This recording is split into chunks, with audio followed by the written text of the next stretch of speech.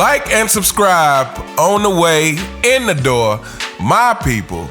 I hope you all are doing well today, except you fanboys. I don't care how you're doing. Welcome back to Fanboy Fridays, and we got another good video for you. We have another good video for you. LeBron James recently said that he hates playing the Golden State Warriors when he doesn't have, wait for it, the correct personnel, aka the right help. So let's read this article from the Bleacher Report. It says the Los Angeles Lakers fell to the Golden State Warriors 134-120 on Tuesday night on their home floor at Crypto.com Arena. During this week's episode of the Mind the Game podcast, Lakers star LeBron James explained to JJ Redick why it is so difficult to guard the Warriors and star point guard Steph Curry. You have to have reps and reps and reps and reps of actually guarding something uncomfortable, James said around the 15-second mark.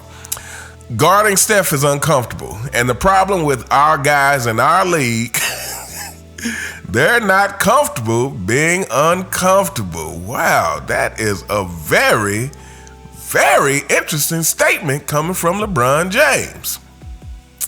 It continues, and that's why Steph and Golden State will always be relevant, because they play an uncomfortable style of play. When asked if he hates the Warriors' style of play, James responded, "I hate it when you don't have the personnel to match up. I hate it." AKA, I hate it when I don't have the help that I deem is necessary by my standards. Boy, fanboys, this podcast with LeBron James, this is a bad decision for this guy. Bad decision for this guy. I mean, this guy is constantly sticking his whole foot in his mouth. But anyway, let's get into this. Let me start by saying this. Me, myself, personally, it took me a while to realize that sometimes you need help. Sometimes you need help. Like, I've always been the kind of person who had, like, I'll figure it out on my own, you know. But, you know, as I got older and started to get into businesses and that kind of thing, you know, I had to realize that, hey, sometimes getting help is a good thing. Everybody needs help at times. This is a fact of human life, of life on this earth. Everyone needs help at times. But here's a couple of things with that. First of all, for those people who have ever helped me in my life, I am very gracious. I have a lot of gratitude for those people. Like, I never forget it, and I always feel indebted to those people to a certain amount, just because I feel like, you know, here's the thing, fanboys. Here's something for you, for the people who may have helped you out. Hey, fanboys, I'm trying to help you out of your delusion. So if you ever come out of that, you know, you can be thankful for that. For the people who've ever helped you out in life, no one owes you help. No one owes you help. This is why I try to have so much gratitude and have a sense of loyalty to those who have helped me, because no one owes you help.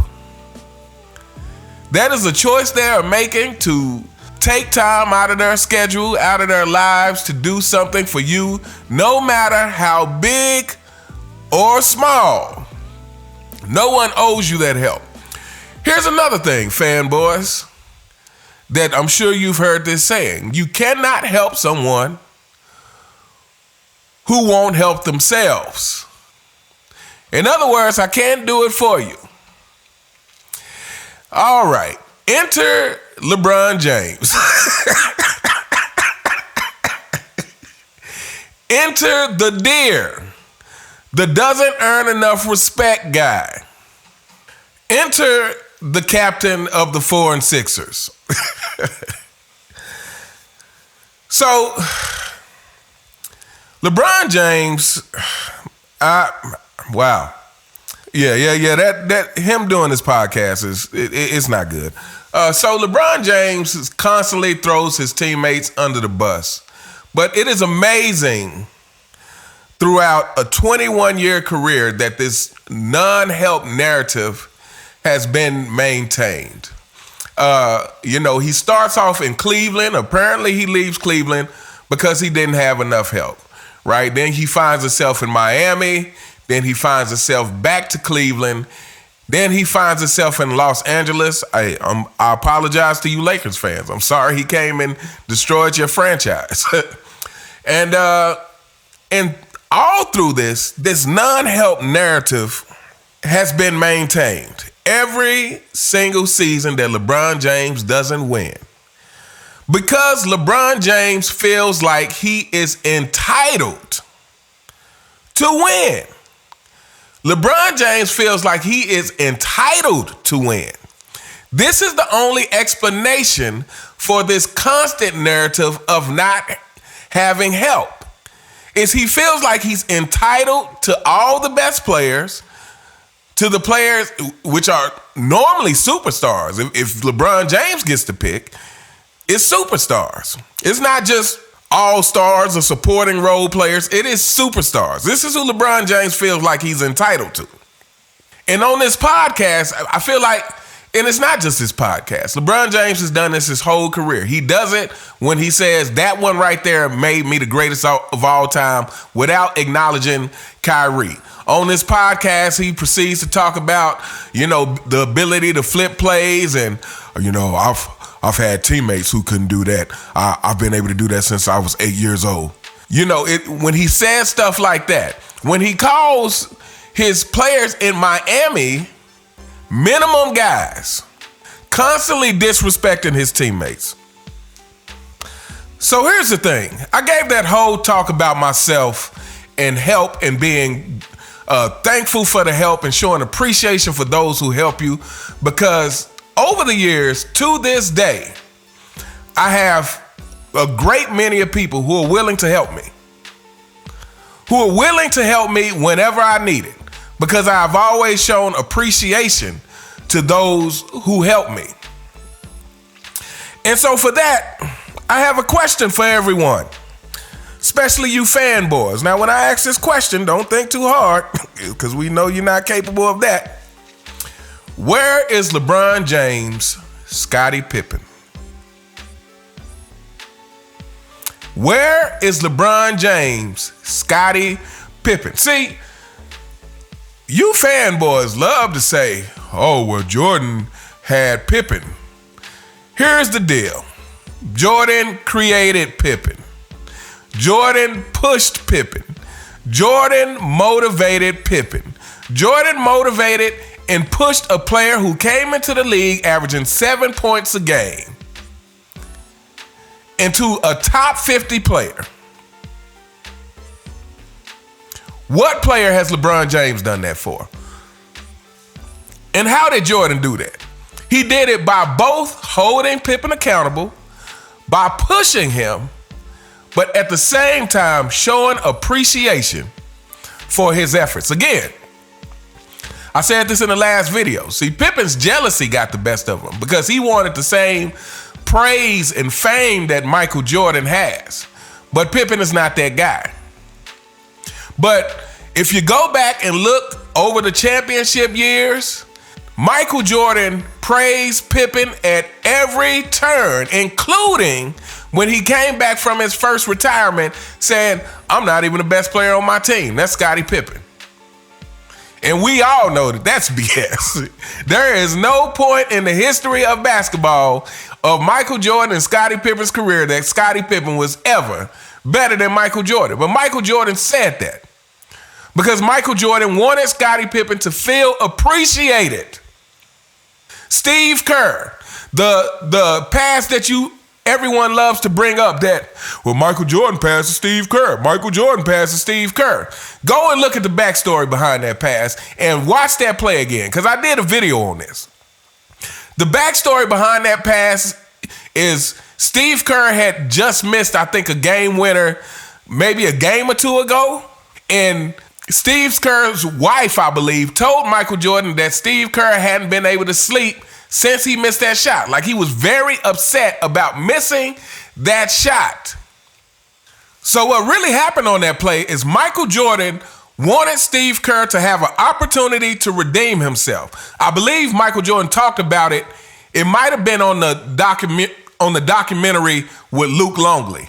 But Michael Jordan actually says this because he tells the story about how Steve Kerr was so upset about having missed that shot in a previous game. And he wanted Steve Kerr to have an opportunity to redeem himself.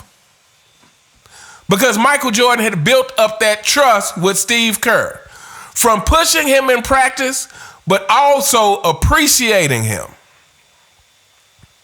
So if you go back and look at that pass to Steve Kerr when John Stockton comes over to trap him, Michael Jordan, he had an opportunity to take that shot. Michael Jordan knew the double team was coming. Michael Jordan is a great reader of defenses. Michael Jordan is great at attacking double teams. He knew the double team was coming. He did. I think he pump faked, and once he pump faked, Michael Jordan could have rose up for a pretty clear shot that was pretty close to the rim as well. But Michael Jordan wanted Steve Kerr to have a chance to redeem himself because he knew that Steve Kerr missing the shot a couple of games before really bothered Steve Kerr. See, this is leadership of not only holding people accountable, but also appreciating their efforts. Dennis Rodman, who was once a mortal enemy of Michael Jordan, now talks about Michael Jordan in the highest regard. He played with Isaiah Thomas too, fanboys. He played with Isaiah Thomas too. He got 2 championships with Isaiah Thomas. But he talks about Michael Jordan in the highest regard. When Pippen started the season, because the summer before he decided not to have the back surgery because he was trying to stick it to management, and it just had to, and so it was pretty much Jordan and Rodman. Jordan understood that, hey, Rodman, it's me and you, and Jordan understood that, first of all, he has to make Rodman feel appreciated for his efforts, while at the same time holding him accountable. This is what LeBron James does not do. This is why LeBron James, like I said, when it's all said and done, I feel like it's going to be more and more players coming out like J.R. Smith saying, hey, if you play on LeBron James' team, it's about who didn't help me win. All these places LeBron has gone and still hasn't had any help, that's not suspicious to you? Fanboys. But I mean, please tell me you guys have just an inkling of reasoning skills. For your whole 21 career, every single team that you have played on has never been enough? Make that make sense to me, please. Somebody help me figure that out. Make that make sense. Again, we all thought he had enough help in Miami until this podcast where he called them minimum guys. Well, what about the 2011 finals? What about the 2011 finals? Because Dwayne Wade and Chris Bosh were doing their part. It sounds like to me, LeBron James, you were the minimum guy. You were the minimum guy. I have never heard LeBron James constantly heap praise on any one of his teammates, like Jordan did for Pippen, like Jordan would do for the team. When you show people appreciation, they will work harder for you. They will be willing to do more for you. Russell Westbrook suffered as a Laker. And I bet a big portion of that is because LeBron James allowed Russell Westbrook to be the scapegoat. He allowed Russell Westbrook to be the scapegoat. Instead of coming out in the media and saying, hey, look, stop putting this on Russell. Stop putting this on Russell like he's new to the team. We're all still trying to figure this out. You know, even though we got a great team, we're still trying to figure out the chemistry of everything. But stop putting this on Russell. LeBron James could have did that. But he didn't. Because LeBron James is perfectly okay with letting someone else take the downfall. He's fine with that. But not only is he fine with that, but I can't think of any instance where LeBron James has come up and take a firm stand for any one of his teammates who was going under scrutiny. Fanboys, help me out. Drop it in the comments if you can think of one. But yeah, you know, the entitlement king. This is where we're at. LeBron James really feels like he is entitled. Like LeBron James is coming to the league and he has replaced competition with manipulation. He has replaced competition with manipulation. Everything about his career has been manipulating the circumstances to get what he wants.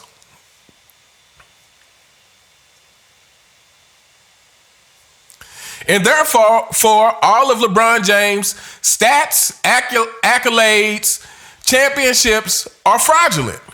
They're questionable because of how he got them. You have to question them. Because of these narratives that we still have to endure to this very day in year 21. Again, when something keeps happening to you over and over again, you are the problem. Fanboys, you are the problem. You are the problem. But anyway, we are going to hold up here. Let me know what you guys think in the comments. What do you think about LeBron James' latest comment about he hates playing the Warriors when he doesn't have the correct personnel, aka help, aka the same excuse we've been hearing for LeBron James' whole career that nobody believes anymore except fanboys. Let me know what you guys think in the comments. You all have a truly, truly fantastic day today, and I'll see you next time. All right.